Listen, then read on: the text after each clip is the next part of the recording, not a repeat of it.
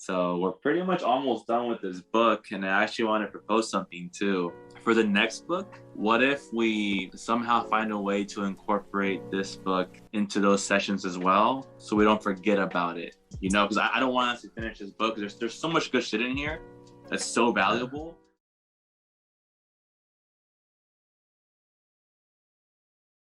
Yeah, I think the biggest thing in chapter 13 was that 2-minute rule. It says to try to build the right habits instead of always thinking about doing something grand or something big. Just doing 2 minutes of some activity, whether it's push-ups, a workout, or cleaning, whatever it may be, is better than doing nothing at all.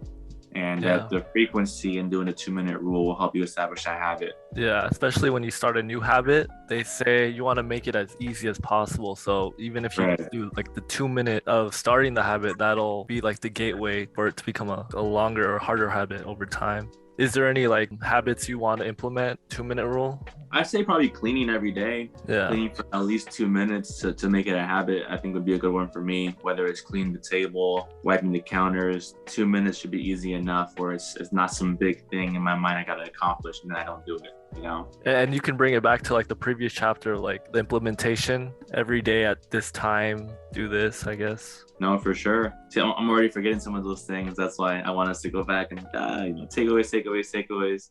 It talks about decisive moments as well. And I think we kind of spoke about in different chapters where sometimes it's one little action that can determine like what fork in the road you take.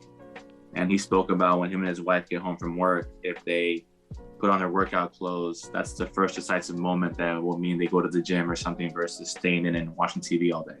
A lot of times you just have to show up. It doesn't matter if you perform exceptionally well or you don't have your best performance, you just have to show up.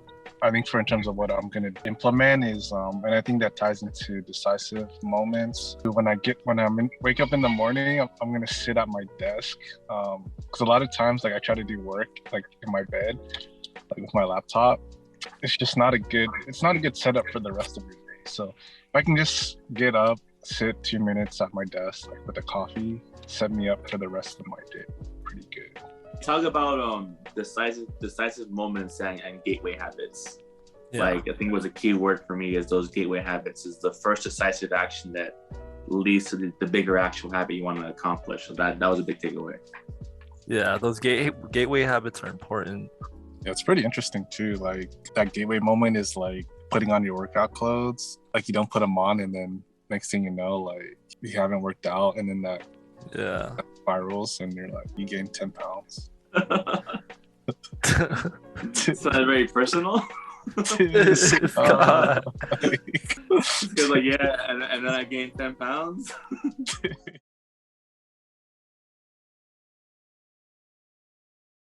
I think the one thing that stuck out to me though was to automate some of your habits. I want to try and find more ways that I can automate some of the good habits, whether it be, I don't know, meal prepping all the time or like with finance, having like a finance tracker. But that way it's like less for me to think about. And like for the really important habits, I can focus on making my day structured. So those are easier for me. Right. He has this list, like one-time actions that can lock in good habits. Just like decisive moments or gateway habits kind of all connected. A couple examples of productivity, for example, is having your phone set to silent, having email filters to clean up your emails, deleting apps on your phone, just one-time actions that can lead to like pretty good results. Can you think of something that you can implement right now? Whenever I turn my TV on, setting the sleep timer, set it for like 30 minutes or an hour, and not actually, but what I'll do though is I'll put a sleep timer and then I'll reset it because I want to keep watching the show. So it'll hit 30 minutes. Yeah. And it's gonna turn off. I'm like, cancel, and then I'll reset it. So I just gotta set a sleep timer and then put my remote in my cupboard. There we go. I know there was a crazy one he put in here that they'd have the power go out at a certain time. The internet goes out at 10 p.m. and then he has to go to sleep. Clever. That's crazy. Yeah. What I liked about it is like I like the more extreme ones.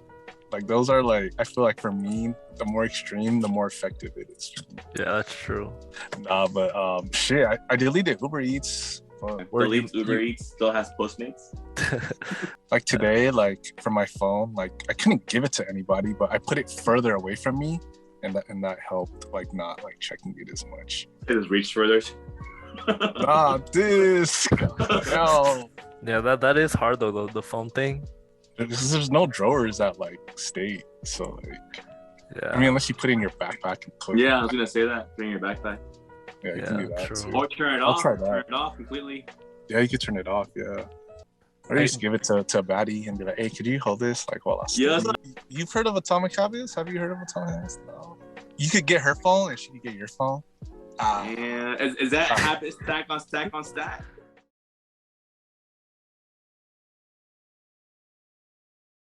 So I mean, this one is kind of like, I mean, pretty obvious, right? Make your habits satisfying.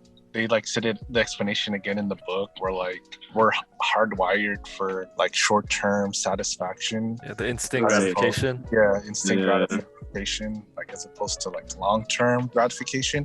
Even though we know long-term is better, but at that moment, our shorter instinct is so strong that we like forget about that.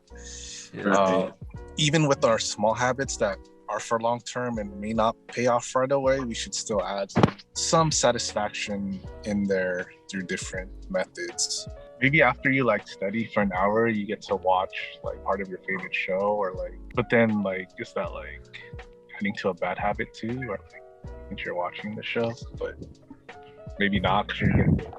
Or like after a workout, you can actually eat gummies, which I think is actually a good thing because of the it's something that you need like right after workouts. That could be a reward too.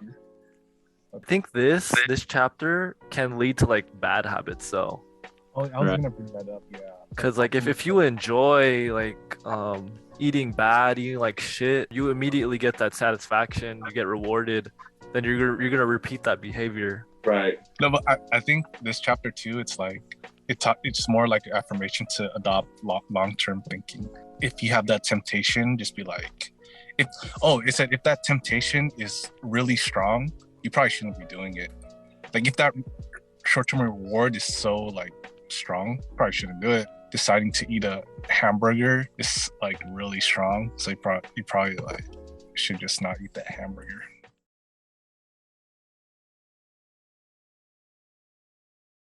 And this chapter though, sheesh.